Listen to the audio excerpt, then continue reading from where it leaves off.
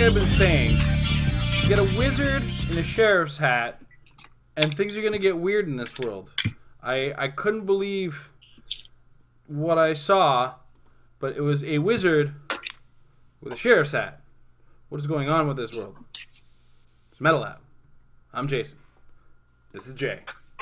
Well, it's like a really dark, cold open there. It was a really dark, cold open because there's not much to talk about, but one thing that we are going to spend a lot of time talking about, I'm sure at some point, It's how we're in the Twilight Zone? is the Twilight Zone. Yes, it's absolutely something out of the Twilight Zone. I'm Rod Sterling, and you're in the Twilight Zone. So, all right, here we go. Away we go with the Metal Lab and our week in HeroClix, as it were. Jay, what you been up to this week in HeroClix? I did not do Wednesday playtesting for some reason. Actually, nobody did. I don't know. I guess nobody was available. Huh? There's not much to playtest for except for the WKO in November, right? Yeah, pretty much nobody locally is even going to the World Cup except for Tom, who wasn't there. I'm judging there. What happened? Why did I not play HeroClix this week? I guess... Oh, because Magic happened, so we didn't have our local 401 Sunday. Meanwhile, you got to play Magic. You can talk about that instead of HeroClix. No, I don't want to talk. Like, okay. I spent enough time last week talking about getting my butt kicked. I don't need to spend more time on this show talking about getting my butt kicked because I got my butt kicked in Guilds of Ravnica. I was not ready for the format at all. So that's my Magic talk. It was embarrassing, to say the least. I did play some HeroClix this week. Not at a store, though. Because we've started filming again. Games are getting filmed again. Myself and Amber on Saturday and Sunday sat down and got 2 games filmed. So throughout the weekends, you're going to be given our lovely faces and our terrible gameplay so you can sit in the comments section and ridicule us again, guys. We've started playing games on HeroClix again. So, I mean, this is how this channel started, and we kind of shifted away from that for a little while. But we're going to get back into it. The big challenge was, of course, that it took a lot of editing work in order to make them. Amber has found some extra tricks to streamline the process, so we might be able to get things to you guys a little bit more consistently. We've also, because of the fact that we now have a live video schedule, she can spend the daytimes during the days where we have the live videos getting future videos ready. We've kind of streamlined our whole process, which is why we should be able to get you guys 7 days a week videos. So we're kind of excited about that. We're also expecting something in the mail, possibly tomorrow. We were expecting it. We know it went out today, and something tomorrow to also fill in that content miasma that you guys love. The miasma of content. It's so beautiful. And yeah, so that's another exciting thing that's around the corner. That's an exciting thing, of course, being preceded by Scott Porter releasing a bunch of videos. Awesome stuff to see in the videos. And without further ado, I think we should talk about the heffalump in the room. That's a Winnie the Pooh joke, if you guys don't understand that. I don't know what to say. Gopher wasn't in the books. Alright, so then I'm done talking about Pooh. The bear, you weirdos. Let's take a look at what everybody's talking about from the set. And that is... Oh, geez. I did not think this all the way through. Give me a second. Here's what I'm going to do. I'm going to, for you guys, show you what I'm looking at. And then for Jay, I'm going to screen share because that makes a lot of sense. This is one of those things we didn't plan on in the last episode where it's like, hey, geez, give me a second to not give Jay a seizure. Or I could also just open it on my own. Yeah, no, but let's see if we can... No, we can't make this work this way. Okay, so the folks at home get to see my monitor. You should open it up to Sheriff Strange, the highlight of Scott Porter's unboxing. And the reason he's the highlight, and it's a shame to say this, he's a chase, and he's Battle World Other, Illuminati, Mystical, and Police keywords. He's got 8 range. He can be played at 100 or 50 points. Here's the dial. I think this is fairly accurate. Did you input this one or? I typed down the powers for that went on Facebook, and the stats look correct. He had a pretty reasonable read on it.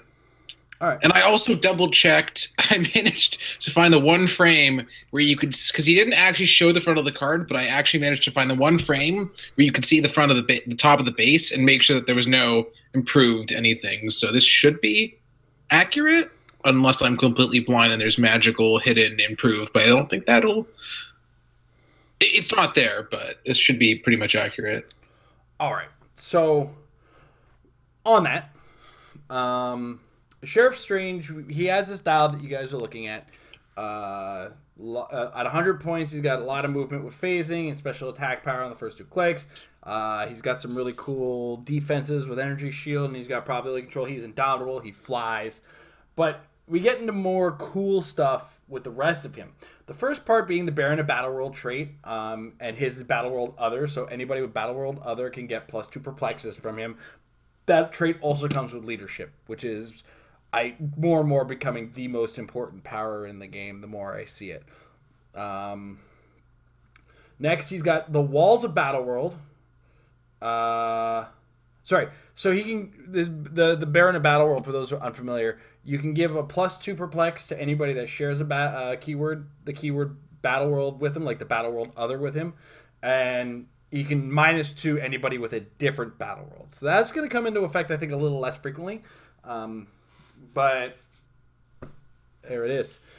He's got this other trait. Here's the important one. The walls of Battleworld must remain inviolate. I thought it was supposed to be inviolate. I didn't actually type the HE Realms one up, but yeah. That one, where I'm not sure about the spelling on this one. This is, okay, I'm going to precede this. We have to precede this. I'm waving my arms in the air, which you can't see. I'm going to actually show you my face when I show you how serious I am.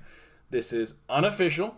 This is not 100% confirmed. It is mostly true based on the information we have. So if there's any possible differences that might actually be on the real card, take this with a grain of salt. But for the most part, the important parts are here. So that spelling notwithstanding, let's get to the important pre-releases start on Wednesday, so it doesn't really matter. We'll know by Wednesday. Yeah. Okay, so his special attack power, which he has either his first 2 clicks or his very last click. Oh, sorry, that's not important. The trait, the walls of Battleworld must remain word. Opposing characters must use a double power action instead of a power action to activate ID cards. Now, worth noting, a double power action is still a single action in your action count, but it does require that the character performing the action have 0 action tokens. And then they were given 2 action tokens in order to take this double power action. So by adding Sheriff Strange to the board, this is a trait, by adding him to the board, you force anybody on the opposing team to be completely clear when making an ID card action, which was the old rules of the card to a certain degree. It also means that a character who doesn't have willpower is going to hesitate to use an ID card unless it's a desperate sort of situation. These are the kinds of things, these are the factors in there. Now, we'll go more in depth in it in a second, but special attack power, which he only has on the first 2 clicks of the 100-point dial or the very last click of either the 100-point or 50 dial.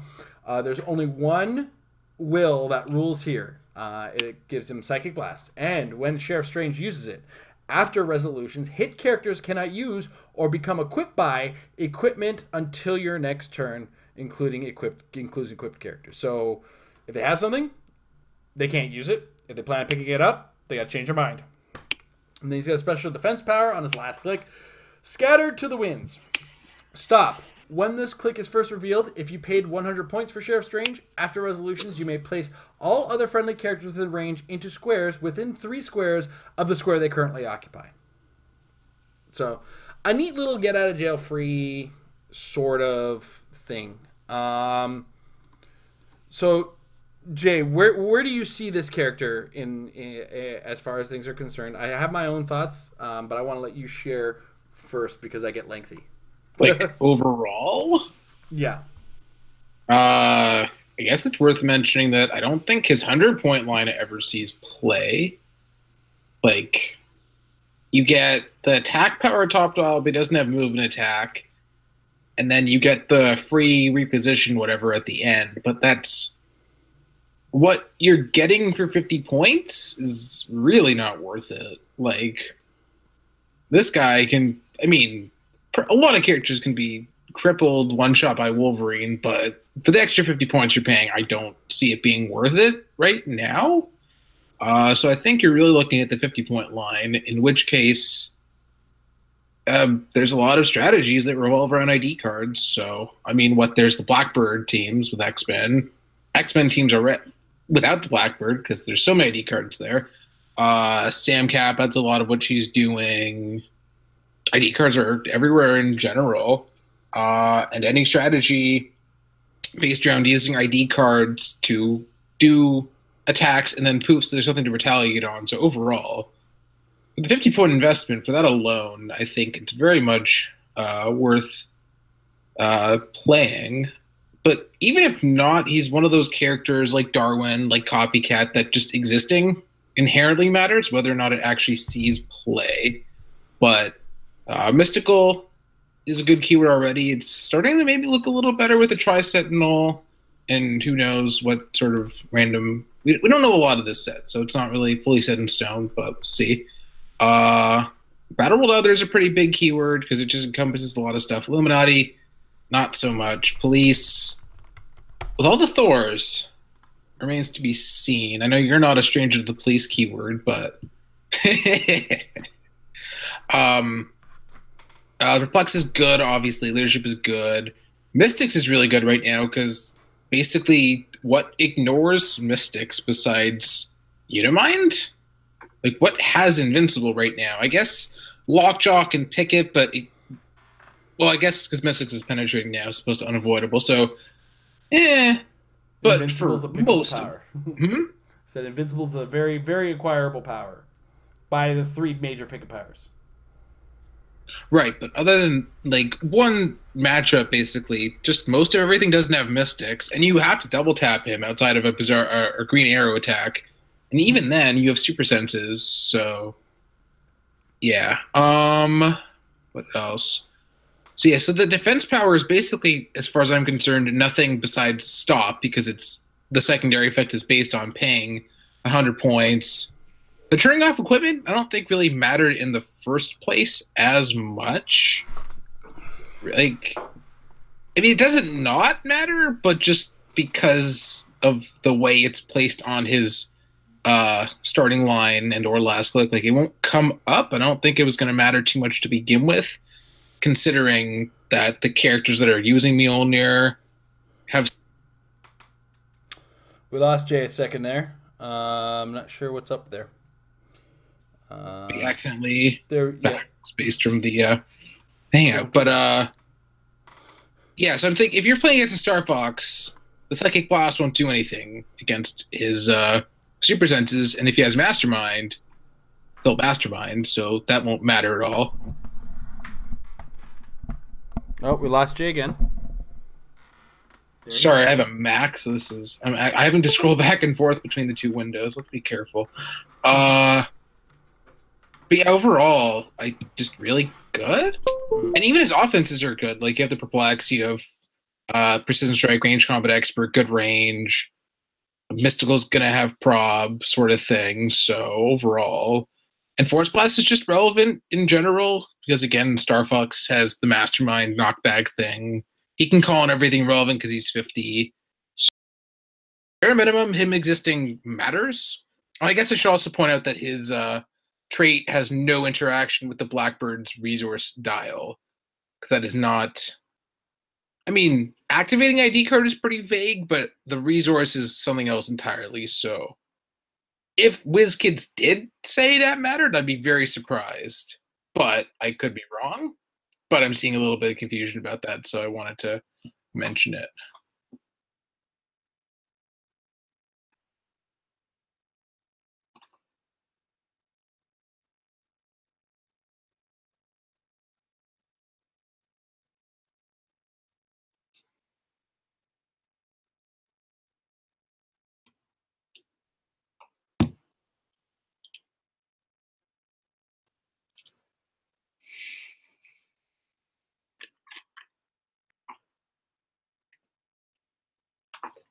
Hmm.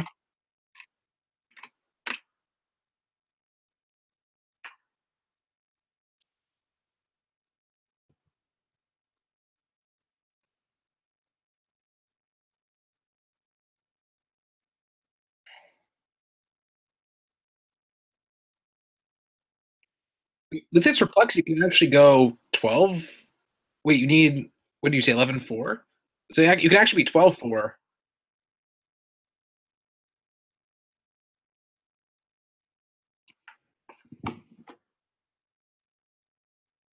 And on top, well, I just want to interject really quickly because it's mystical. You can set up a Green Lantern wall to knock him back into the wall. So you don't even need him to be near blocking.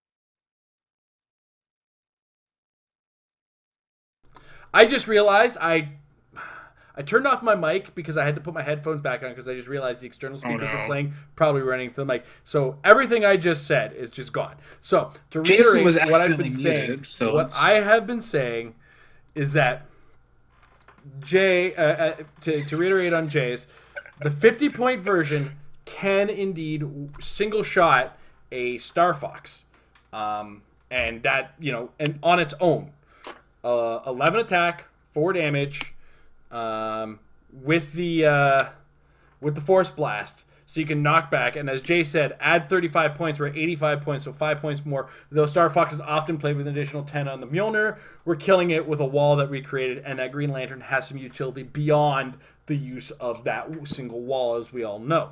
So this could be very well the return of Mystical as a team, because we also have to understand is when characters use ID cards, they're a lot of the characters that we're expecting to use ID cards right now are also expected to do something in the next turn.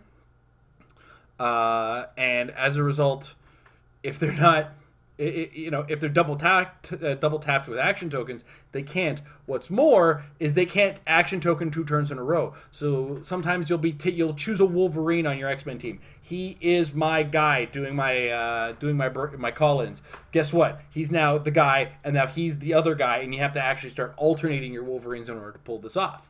And this is like on the double Wolverine strategy. It really messes with the tempo of these teams. So, like Jay said, this has 2 possible effects.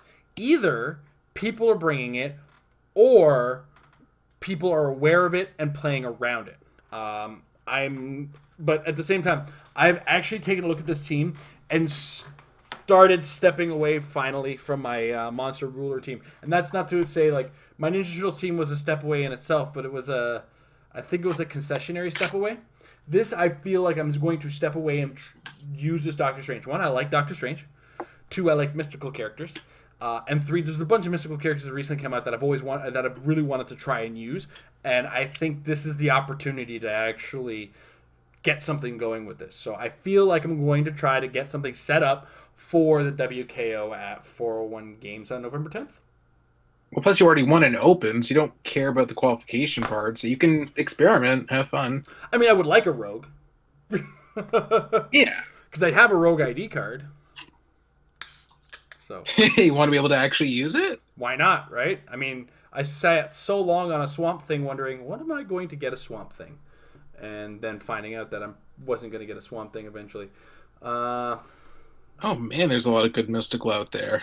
Yeah, like there's a lot of really good characters with mystical keyword, to say the least. So something worth consideration. For the most part, this is going to be one of those episodes where I think this is the topic. This guy becomes the topic of conversation. And I want to apologize those of you who are watching live in the archive for that little blunder. I'm still getting used to this new setup, and there's still going to be a couple things that we mess up. I mean, Jay's got to figure out how to keep his chin out of the Metal Lab icon. So there we go, beautiful. I have to actually take a look at the screen and see what that looks like, because that's annoying. Basically, on your screen, you see that microphone, phone, and camera. Micro. like my microphone right in the No, corner? the little icons in the middle of the screen. Oh yeah, Yeah, okay. that's where it is. That's always there now. That's always there. Like that's not on the screen because there's an icon on that now. See, this is a little peek behind the curtain of the struggles we have, because unfortunately with the new setup for the better quality looking sort of thing where we have music on the intro, we have an opening screen, we have some icons on the screen. They're not quite watermarks, but they're covering some of the things that happen on the screen, and you don't have that opening with the Hangouts on Air. We have to make some concessions on certain things. So.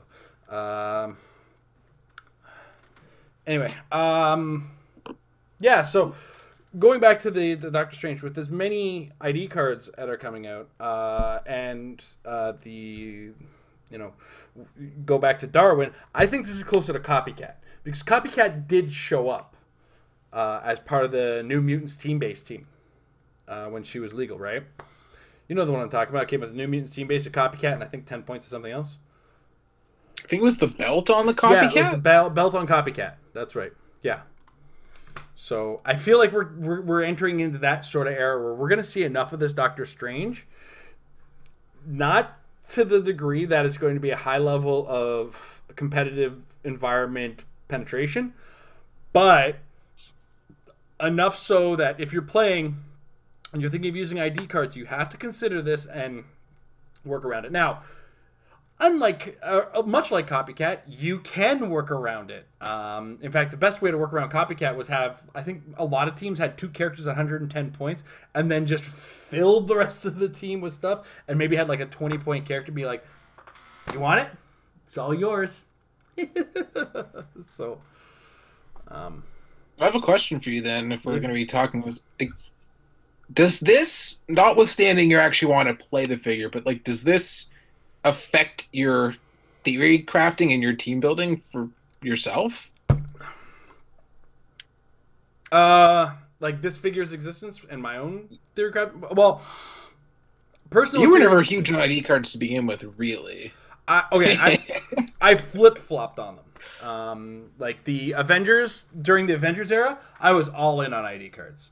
Now I'm a little less all in on them. I feel they're a little less reliable than they were back then. Granted, there are still a lot of good call-ins, and people are still using a lot of characters, and certain teams they fit on. But as I showed with the monster team, it's not necessarily a requirement these days to the degree, like, we don't have that Nick Fury level call-in. You know what I mean? We have Cyclops, who does a butt ton of damage for 50 points, and that's a very low requirement, a low bar to be set. Yeah. But I think Cyclops would not have been good in a previous era. Wolverine definitely would have. Like, we saw Triathlon and stuff. But yeah, Cyclops, nothing special compared to other stuff. Yeah. Triathlon, even the She-Hulk, anybody with Charge Flurry has seen their day as ID cards. So I think Wolverine was an unavoidable, definite, what from the get-go was going to be a worthy call-in. And Cyclops is close to the bomb that... I think Cyclops is actually closer to what we used the Green Arrow for back in the day. If you catch my meaning. Like, you actually cut out. I didn't hear what character you said. Green Arrow. Oh, okay. Green Arrow. Oh, yeah, my network is coming out bad, I see. That's a shame. Hopefully nobody's downloading anything in the background.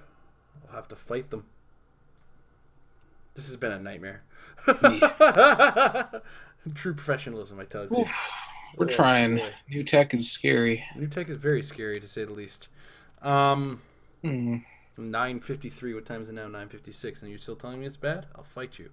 I will fight you. But yeah. So Doctor Strange is changing my theory craft to the point where I want to use him, if that makes any kind of a matter. Like, I want to use him, but I also want to use him as part of either a police or a mystical theme team. Or I might have to take another look at Battleworld Other, because Battleworld Other has a ton of Barons.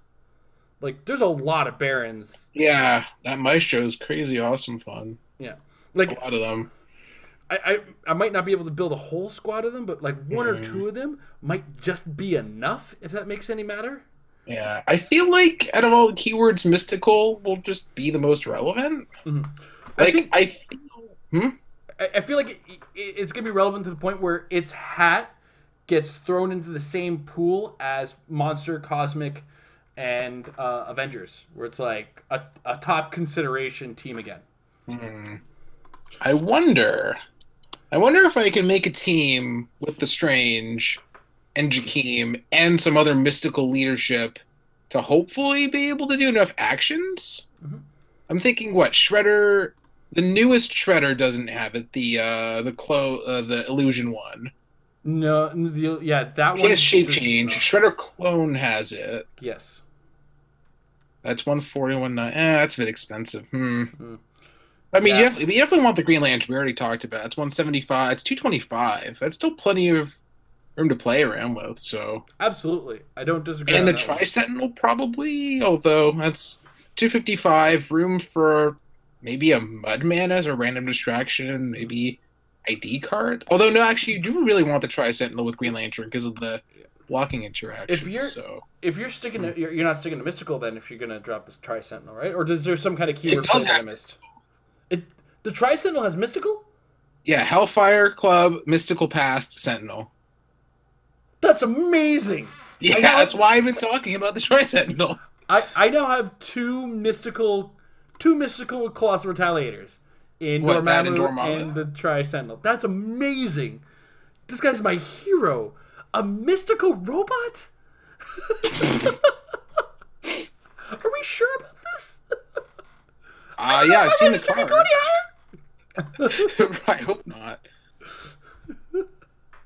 Wow. Tri-Sentinel is mystical. Who did that? Who does these things? This is amazing. But I think it's because basically Loki was responsible for creating it. Fair enough. You know, the first comic I saw Tri-Sentinel in was a Spider-Man comic. Oh yeah, that's a true statement. Yep, that's the first one I saw him in. That's so yes, I heard about a falsified statement as much as I have heard of it being in Spider-Man comics. You are probably not lying. That's actually I always thought the Tri-Sentinel was going to show up in a Spider-Man set. If that makes any matter of difference. It was just a weird thing I always had assumed. So it's too bad there's no Collins in this set because there's just no more relevant ones. I think the next set. I mean, we know X-Men Adventures is around the corner. So. But there's not going to be anything with the Battle World keywords. I mean, to take full advantage of the Perplex. Oh, geez, no. Don't say that like it's a bad thing, please. Oh boy, yeah. So that team I made of the 4 characters, that's 255. I don't know. I like it. Oh, LeBron, I was talking weird because I just discovered that Tri-Sentinel was mystical. Yeah. Good. The only problem for us is that almost every local store does sealed opens, so they're harder to find. Like, I'm running one of the constructed ones, so yeah. Well, we have Whitby and we have 401 Games locally. Eternal Games is probably going to be running their own, right? That's sealed. Jax just posted that they're happening as constructed, but that's also in conflict with other dates. Like, it's the same day as an Ottawa one and a sealed one in Rochester that I was looking at going to, so it's iffy. When is the one at Jackson Queen? 17th. The 17th. So, wow. I could do 3. I think Amber would murder me if I went on her birthday weekend. Because we had plans for Amber's birthday to go to our favorite barcade locally, and I think... The one where you went last year? Yeah, the one where I went for my birthday. And we're probably going to go for my birthday again, because it's awesome. Okay, first of all, whoever came up with the concept of the barcade, you're my hero. I mean, okay, I've always been a big fan of drinking beer and playing video games. If you've ever played with me in League of Legends, I'm not good until I'm 3 beers in. Because by then, I'm a little bit more sour at the people who are being sour at me. And I get very witty when I'm drunk. And I have no filter. So if you insult my mother, I'm going to insult your grandmother. Like, I'll throw myself on the fire to do it. Anyway, so yeah, Tilt is a barcade in Toronto, $5 entry fee, and then you can drink beer while you're there as well. And all the games are free. Like you don't have to be dumping quarters into it, which is great because I'm drinking and I'm not getting any better at classic arcade games. Plus, there's a ton of pinball there. So, yeah. So we're looking forward to that. So that puts the one in Elmvale as a big if, as in if we can figure out timing and everything like that. And I don't like if I win or if I find myself in the finals again, I'm keeping everybody behind, and I don't want to do that because we don't. Yeah, So I was personally not leaning towards going there because the problem is Devin and Emily will probably be driving with me wherever I go, and they both already qualified. So bringing them to a Canada one doesn't make so much sense. Like it's 1 hour north basically, but then we can go 2 hours south to the States, and then you never know what could happen there with opens. So yeah.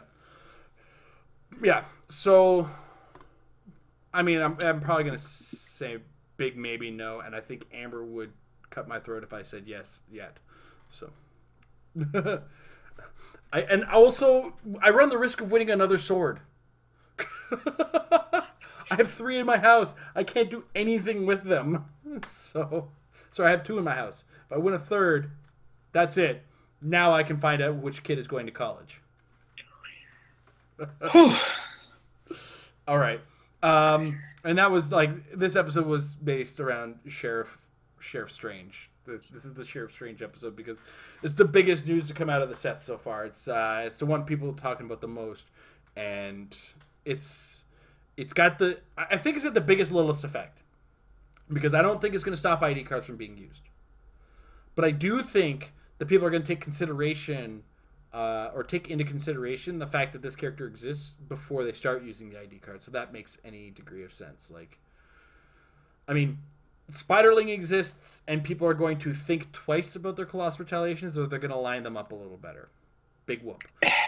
Yeah. I personally don't think she's going to have as much as a factor as Doctor Strange is. But then even then, the Sheriff Strange, it's not on the level of Copycat where it's like, I'm about to lose a figure. I'm about to lose a turn on a character is really what I'm going to gain. And even then, there's a lot of leadership being played. So if we go to the Wolverine example again, or the X-Men example as it were, generally this Wolverine is surrounded by 2 or 3 extra characters with leadership that share a keyword with him. He's very likely to lose that extra action token he's take on, possibly lose 2 of them in a single turn. So also for as far as leadership goes, it's already 1 in 3 chance. Like if you push onto that, it's really unlikely that you can clear after that to do another ID card, but it's unlikely, but it's very possible on the X-Men team. Because the X-Men teams don't just run Wolverines and Cyclopses. They also run Moira McTaggarts, who have leadership. You're going to have to be very specific about your leaderships. Because, you can miss 2 leaderships. If you want to be really sure, I feel like you want at least 3, because it's 1 in 3 chance. So it'll mess with the positioning a little bit. Yeah.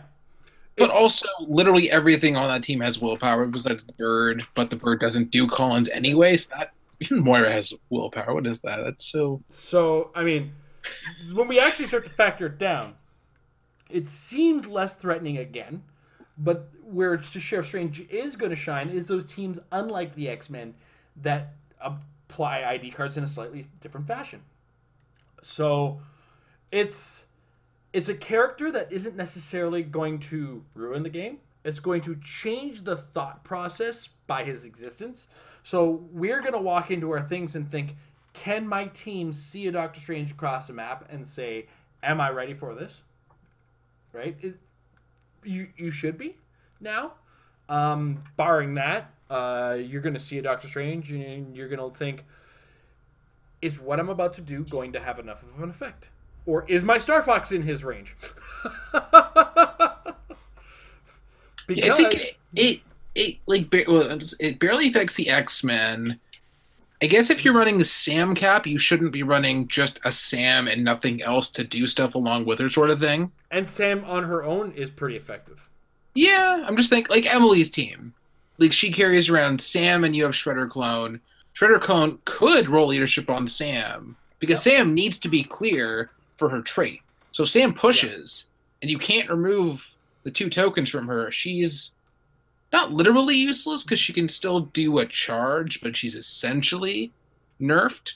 Yep. And it's harder to run leadership with Sam because what keywords does she have that are, so. And fundamentally, while it changes the way the Sam cap works, it doesn't make her unplayable. No, not at all. Right? So long and the short of it, Doctor Strange is good. He's not the supreme answer. He's the supreme sorcerer, supreme sheriff. But it's a piece that allows inclusion, and also adds the potential of another keyword into the pool of keywords that are really strong, I think, in the current competitive environment. So those are my thoughts. Jay, are you in agreement, disagreement?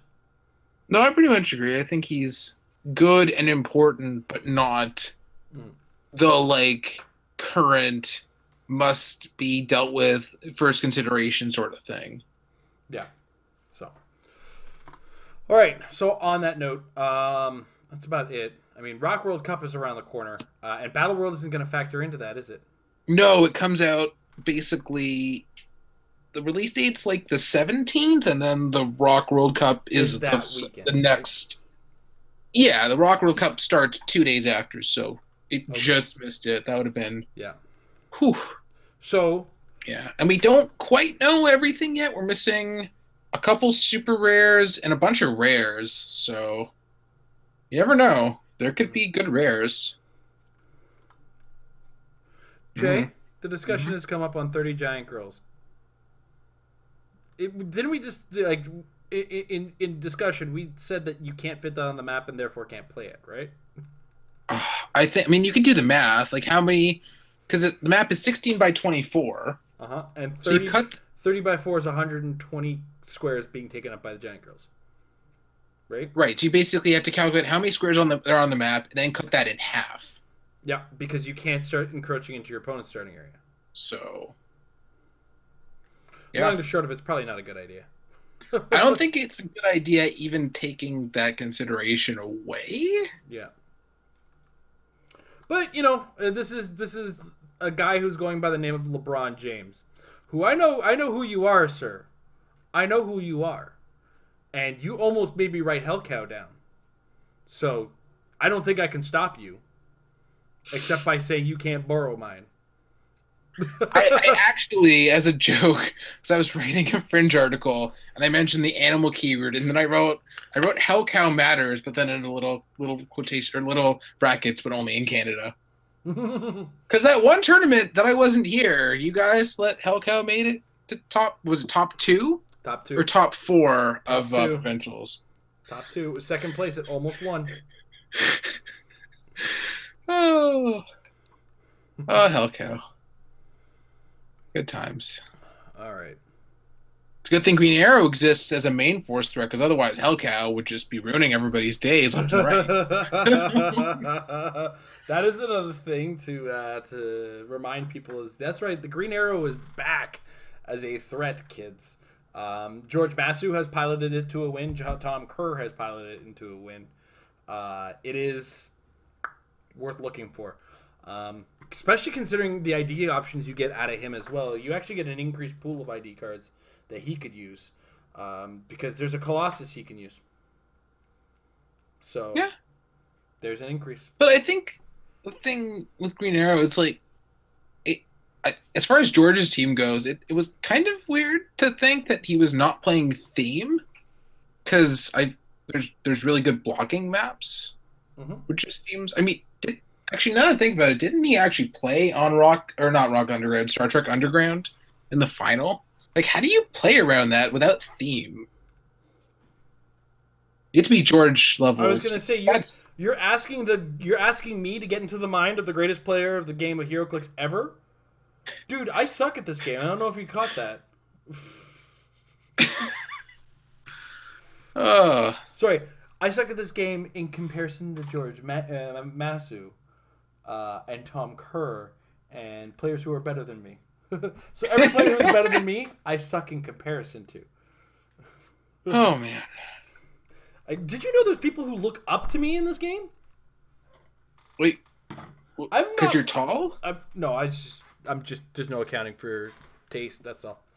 You were cutting out something fierce. It is an issue. I don't know if Yeah. is it my As I internet? said, no. Well, it's not mine this time. Mine is back to good. So unless somebody on the other end, I can switch my internet source. I wouldn't bother about that right now. As it stands, we're actually heading into the question portion. But before we do that, I want to thank our supporters over at patreon.com/marriedwithclicks. Check it out if you want to join in on that.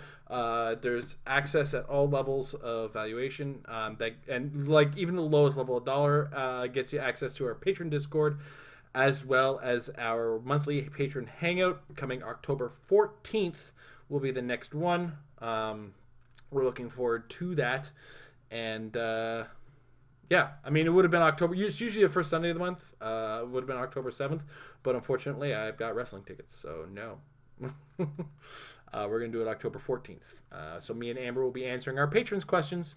And just our patrons' questions, or anybody who donates in the super chat on that day will be considered a patron for a day. So if you want to get in on that too, looking forward to that.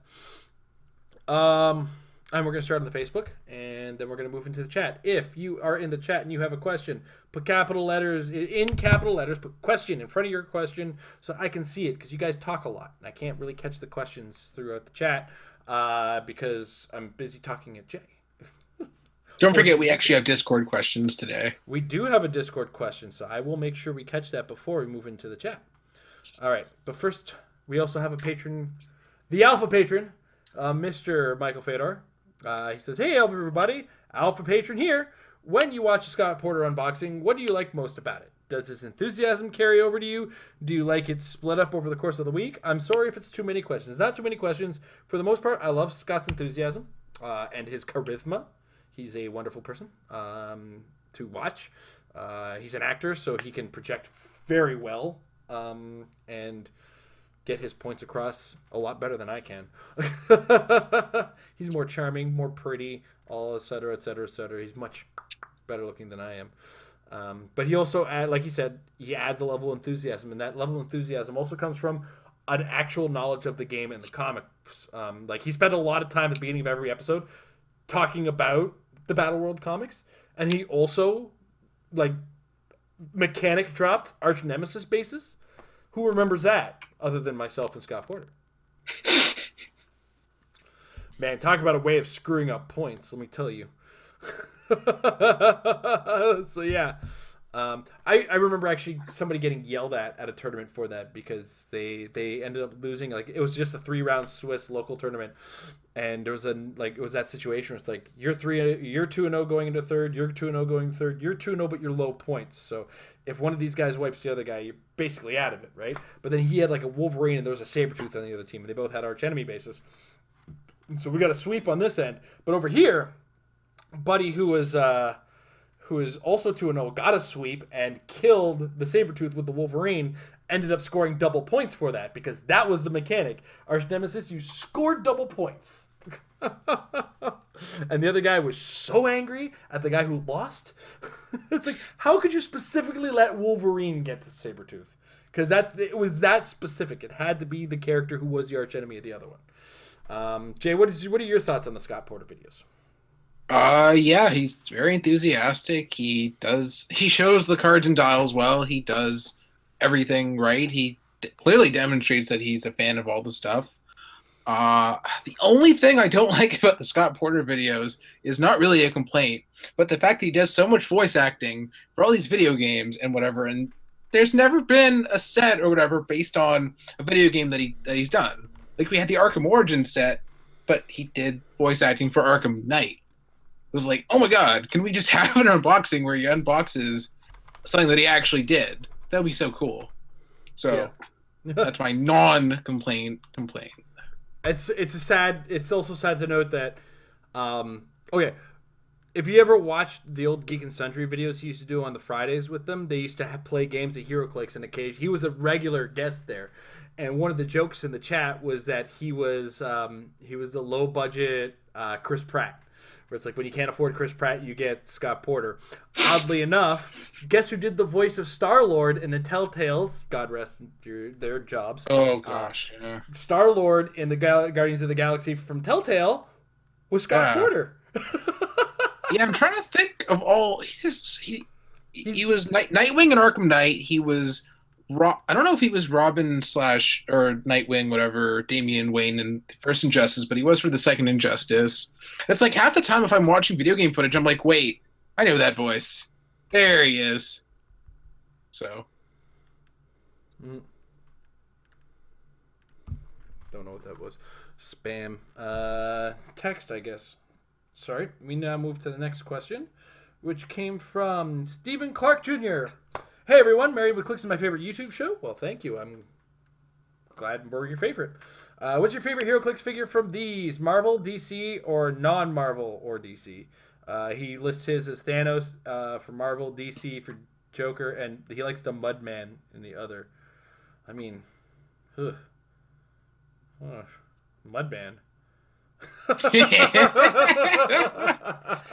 All right, I'm going to be weird. My favorite figure in non-DC, non-Marvel, Gypsy Danger. I loved the Pacific Rim stuff. It was so fun to play with. Marvel, I'm still a huge fan of Doctor Doom, even though they don't make him anymore. Every time they've made a Doctor Doom, I've made it a point to make sure I get a chance to play with him. DC, I am kind of a fan of the Green Arrow, so, I mean, sorry guys. They make him good. Jay? I wish my answers were more competitive because yikes. I mean, mine wasn't when I said Gypsy Danger, so you don't have to worry about it. No, it was not.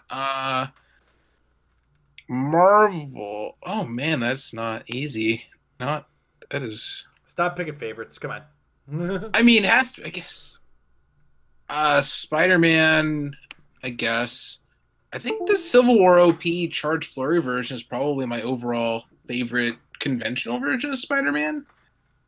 I guess if we're talking closer to modern for the Marvel and DC, because may as well Joker's Wild Green Lantern and other. I will be sad about this one because new rules made this figure very sad. There's Return of the King set Gandalf, who has a stop click. But of course, it's the old style stop click. So you can outwit and then blow past it. It's like, ugh. And by the time I actually got the figure, I'm pretty sure that's when new rules were just about to happen. So it took me forever to get the figure, and then it was like, oh. Now he doesn't do what you expect him to do. Yeah, I remember one game I was playing against, what was it, Glenn's Alloy, and I could have outwitted the stop click, the one that turns him into all the Metal Men, but I was like, no, I would feel so bad. Oh, well. All right. I apologize for those audio issues earlier today. I neglected to mess with the microphone like I'm supposed to. So Jay heard me loud and clear. He said good stuff, but unfortunately... So I ended up having to speed through it, so I apologize for that. Happy Little Hero Clicks. Now that we have Captain Marvel movie clicks on the way, do you think we'll see an Infinity War / Avengers 4 movie set? And in what form? I mean, if it's a movie set, it's going to be in our standard countertop display format. It would be nice to see a return of the special pack version, where I think it was Avengers movie and Streets of Gotham, where they had the special thing where it's like they were single pack figures, but then you could also get a multi-pack, and each multi-pack was themed, so you'd get like 3, depending on which multi-pack you ended up pulling, it would be the same 3 themed together figures each time. In Streets of Gotham, it was a vehicle and its driver, or the Assassin's Kit, I think it was. There's a couple other ones, but pretty much those were the good ones. In Avengers movie set, there was like Nick Fury and some S.H.I.E.L.D. guys. Warriors 3, Loki and Frost Giants. Yeah, so there's a bunch of really cool stuff that they pulled off of that. I would like to see them do that again. But that's wishful thinking at its finest. Jay, what are your thoughts there? It would be cool to see that sort of stuff happen. I feel like, as far as Infinity War goes, I feel like there was so much of an issue with spoiling stuff that I feel like that's one that's probably better to do later. Like, you could kind of do a with spoiler. Like, if you did it both Infinity War, whatever movies, you could do like more spoilery kind of things for the first movie, and then the second movie, you know what characters are in it, you can make dials for those characters, but those are like more conventional, whatever. But the problem with the movie sets was when there was sort of stuff that they didn't have the spoilers for, which made the figures less good theoretically, like how there was nothing with the Hydra keyword in Winter Soldier movie set, where we could have easily gotten a bunch of characters with that keyword, or I don't know, other ones where they just didn't know what was going to happen, so they just had to basically improvise. So yeah, it could be good. It would be, after missing out on Infinity War and Black Panther, it would be good to see a return with that, especially with no target, both because Canada and because that was a whole mess. Like, I remember I was actually in the U.S. at the time that set basically came out, and it was like, oh, but there was the whole debacle where they didn't actually come out, so I did not get to pull a Yondu that way, unfortunately. Mm-hmm. So. All right, next up, Click 6. Speaking of other teams, Starro is a thing that laughs at the sheriff. How do you feel the mind control taking over the world like some super villain? Well, Starro's okay. Here's this argument that it comes up, like, this team is better than this team is better than this team is better than this team better than this team. And the thing about that is that's part of the sign of this healthy meta. This is not a bad thing. Is Starro a consideration for that Doctor Strange? Sure. But that Doctor Strange is 50 points of a 300-point team. So can I deal with Starro in that? I think I can figure out a few ways. And Starro fears Surtur. I mean, there's a lot of back and forth here that we could be having. And that is the least kind of problem, I like to say. An open meta is one where it's almost impossible to test, but you do have to test your bad matchups, where you have to look at it and go, okay, I'm probably like 90% going to lose that game, but how can I squeak out that 10% as frequently as I possibly can? I think that's a meta fix I have to kind of set up for. Yeah. I also feel like there's a certain amount of play testing that can be done to try and figure out just how many points you can score off of those kind of teams. Like, I know I'm going to lose, but for my tournament placement, how can I take the biggest number of points out of this loss? That's pretty much guaranteed. Mm-hmm. I think that is part of one of the few flaws that HeroClix has as far as competitive play. It's like you could take a loss but still find a way to manipulate your tournament position. And that's not necessarily a bad thing, but it is a thing to think about. All right. The next one, LeBron James. He has to ask, and I do love the interaction between LeBron James and Jason Collins. It's fabulous. Why do you wear a hat at night? Because I shave my head, and I have lights above me, and the lighting is already hard to control with this particular webcam. So unfortunately, I wear a hat at night in order to avoid really having to fight with the auto lighting correction on my webcam. That is the main reason I wear a hat at night. So I would wear sunglasses at night, but they would just reflect all of these monitors and like just. You already get that with your glasses a little bit. Exactly. Like I'm when I get my new glasses eventually, I'm going to aim for those anti-reflective coatings, just so that it's not constantly like.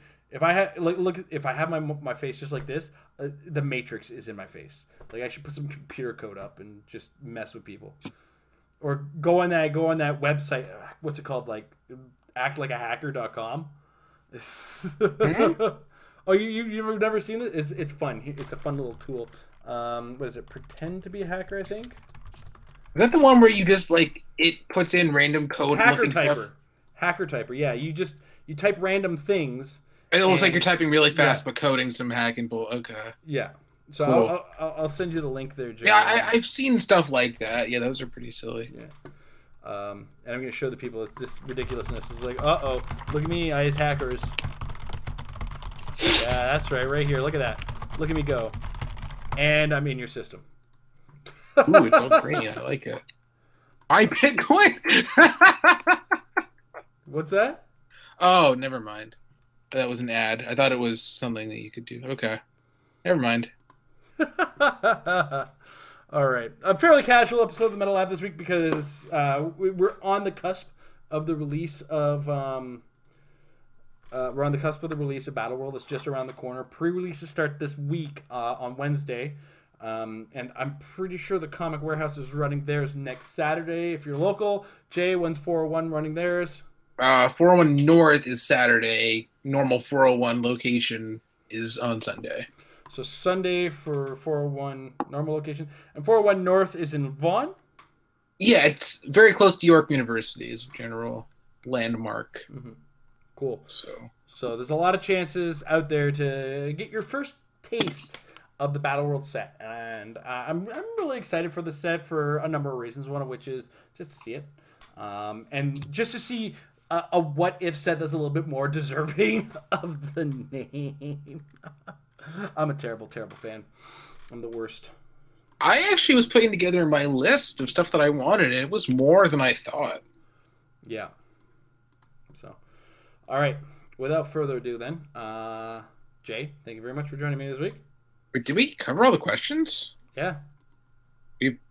Oh, sorry. The Discord. Oh my God, I'm a bad host. Yeah, and Chris posted a Facebook one. I don't know if you want to jump into that. Another Facebook one? Yeah, he posted like 5 minutes ago. Chris Stockhouse, just in time, eh, buddy? God, I gotta get my paper and my stamp now. Oh, paper. Stamp. Episode's official. Thank you, Chris. Oh, we can put this one in the archives. All right. Oh. Anyone got ideas to beat Starro teams other than just having Battle Fury? I barely beat Isaac and Swiss last weekend and threw our game in the finals because he was already going to pass the bye down to me whether I won or lost. And any anti-Starro advice for my Ent army would be appreciable. For your Ent army, I don't think I have anything for you, man. But for Surtur feels like a good idea. That catches me as a good idea, but at the same time, you have to get Surtur there, I think, because that could be one of the flaws in my plan. Which would mean that you have to force a colossal retaliation by something that isn't Starro. So that what you do is you go in and you make your colossal retaliation attack. You pump Starro or Surtur as much as you can. You make an attack with him, and Starro is like most of the way down the dial. Wasn't the idea that Starro uses mind control, so it's not really something to be retaliated on? Well, that's what I mean. You have to trigger retaliation from something else on the team. Because there's other things on the team that are bound to be to attackers and whatnot, right? Yeah. So, I feel like my monster team could deal with it. Like, I feel like, but I might be wrong. I think I would spend a lot of time choosing Battle Fury with my Goblin King. Yeah. So I could also be very wrong on that one. I have to let me pull up the 100-point Starro dial again because it's one of those situations I have to be looking at the dial to know how to get through it. And I know. Yeah, I mean his rollouts, I guess, are your best bet because with the Star Fox and the Lockjaw, like I'm assuming we're going with like PJ's build or Isaac or what was Isaac's build? Isaac know. I'm trying to think. Isaac was like Star Fox. What the heck was Isaac's build? It was Cosmic. It was Unseen. Unseen, Starro, Star Fox, Groot? I think in general rollouts are good. Mm-hmm. So if for Chris's team, you can pick rollouts with Lockjaw so you won't be hit. Star Fox has super senses, and Star Fox can be multi-targeted, so you can't multi-target him. And then, assuming Lockjaw rolls out of it, and he only hits Floras, who cares? I think there's things you can do. But in general... I mean, Green Arrow's a nightmare for him, too. Anything that gets just flat-out ignores defenses is a good Pulse Wave, that kind of stuff. Yeah. So... Man, where's Nighthawk Prime when you need him? Right? I mean, less Nighthawk Prime, more Nick Fury. Nick Fury would be a good answer for this guy. Because he doesn't have a particularly long dial. You just got to get through it. And there's Invincible on the first 2 clicks, Impervious on the second 2. Then it's 2 Invulnerable, then it's Toughness, and then a stop click that has Toughness. No. It's 2 Invincible, 2 Impervious, 2 Invulnerable, Toughness. That's what I'm staring at right now. Stop click. Oh, I thought it was what for I just said. Oh, okay. I thought you said more. Okay. No, no, Yeah, it's pretty two easy to invincible, remember two his impervious, two dial. invulnerable, a toughness, and then a stop click. It's 2 2 2 2. Yeah. You remember that the last two are the toughness stop click. So So once you get deal him past that impervious or that invincible, and his so here's the defense trick: numbers are, you know, deal 4 damage, then deal 5 damage psychic blast. Right, and I then you're on just the yeah, stop just click. the other problem is that he can hit you from so far away because he already has 10 range, and then Yeah. as Starfights say, he doesn't need range a lot of fires, so you have to be able to actually get to him, which is not necessarily the easiest thing in the world. Nope. You do have to spend. You might have to spend Even a if lot you're of like, I'm attacks just killing thinking, Starfights. even if you have a main 4 screen arrow and a perplex to get him to 4 damage to become 6, you still have to hit him for 4 to get to the, you know, so you have to hit him pretty hard 2 times at least. So The way you make Starfights is you either generate a Starfight bystander adjacent to each hit character when he hits. You generate 3 bystanders adjacent to him, and they can move of their own volition, and they're also autonomous, right? they have the same trait as autonomous, but they don't have the symbol. Basically, yeah. Okay. There's no difference because there's no effects that key off of the autonomous symbol. So Yeah, the other thing too is like Starfights are such a thing in the fact that you have to kill them because if he gets too many of them, then he starts healing all this damage we're trying to deal to a Starro, right? Yeah. So, Well, the other problem is that there's 6 of them. They can actually clog the board. Like I saw PJ have basically because he had Walking Woods and he had the Starfights. Like if you don't fly or whatever, like Overdrive just can't ignore them because you have to stop. that's so, right. So yeah. So they're hard to deal with. Patience, Padawan. he's hard, but he's not impossible. If that makes any kind of a matter. So. No, he's not broken. He's no more or less, you know, he's good. Mm-hmm. But And I mean, I also don't think you had to worry about him that much for a while because he's next to impossible to get. Yeah, until Hero Clicks Worlds. Yeah, there was Everybody at that venue should have one. Yeah, you don't have to worry about it for Rock World. I mean, there are going to be at Rock Worlds, I would guess, but there were literally 32 sold at Canadian Nationals. Plus, how many were sold in Europe? And I know a lot of people in Europe were selling overseas. Yes. So, how many are there really? Like 100? And if all 100 are in the hands of players, Right, it's possible. I don't know. You'll find very quickly that the people you don't want to have these things have them.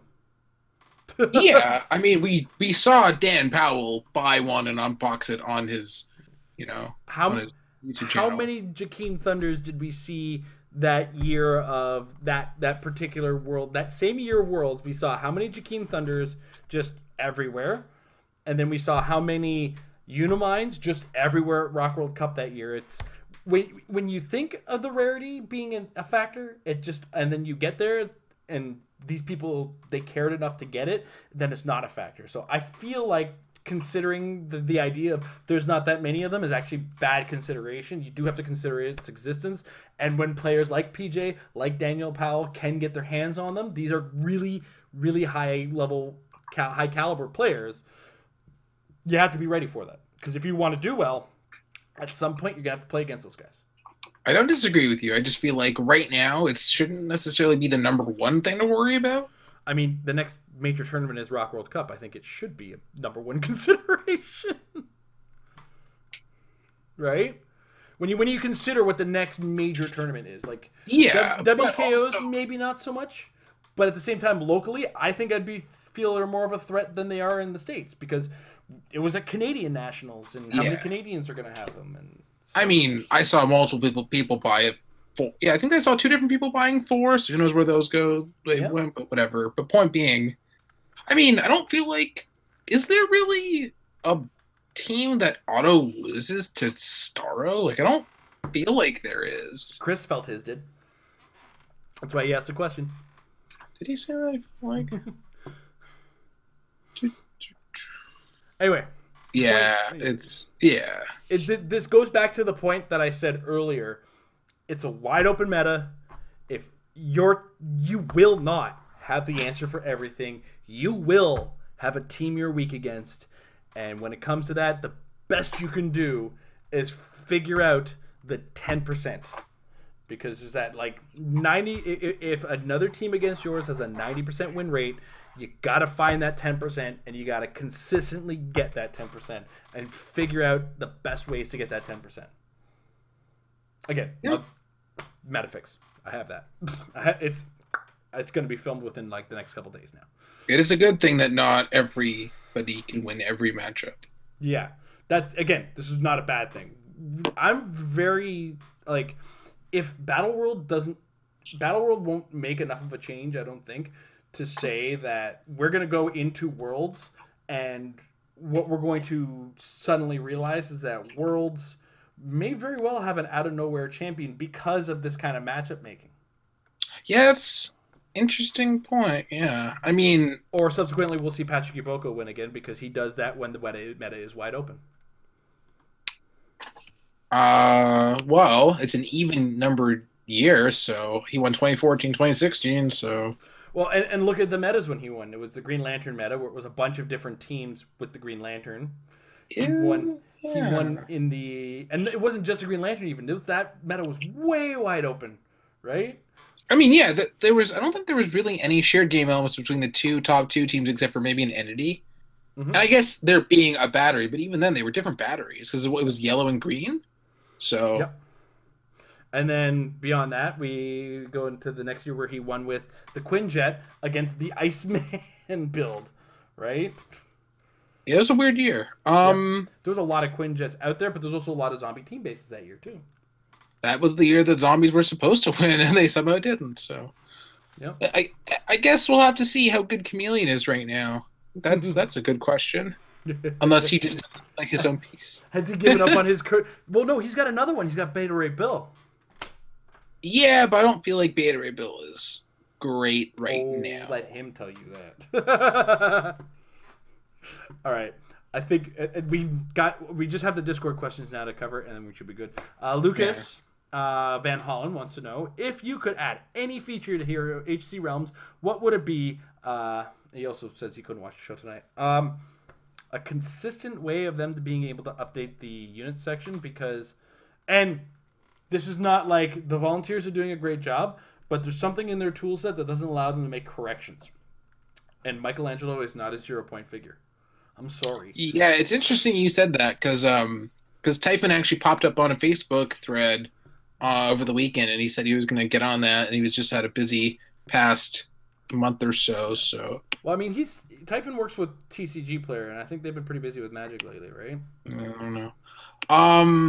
Yeah, basically what you said. A volunteer, there is a certain number of volunteers they can add, but edits are another story. So if something is input wrong, it is more difficult, because as far as I know, there was Typhon that can edit, and then one other mod who basically, I think, quit the game and hasn't been on the site in forever. So there was just, with Typhon not active, there was nobody available to actually fix that stuff. But they also just added all the preview, like actual WizKids preview figures for Infinity, not the video ones. So they're on it. I do also want to say that I think, if anything, they need competition so that they know they have to be doing better. Yeah. I've seen a couple people posting theoretically or trying to find people to do that. The word is out there, but the undertaking on this one and the longevity and the forward thinking required to actually run something like this, like, I got to give Typhon a lot of credit. This has been running since Infinity Challenge. That's a long time, and this is still, from then, the go-to resource, even when WizKids had a resource to do this with. That's impressive beyond its years. And a lot of credit goes to Typhon and the crew for keeping it alive as long as they have.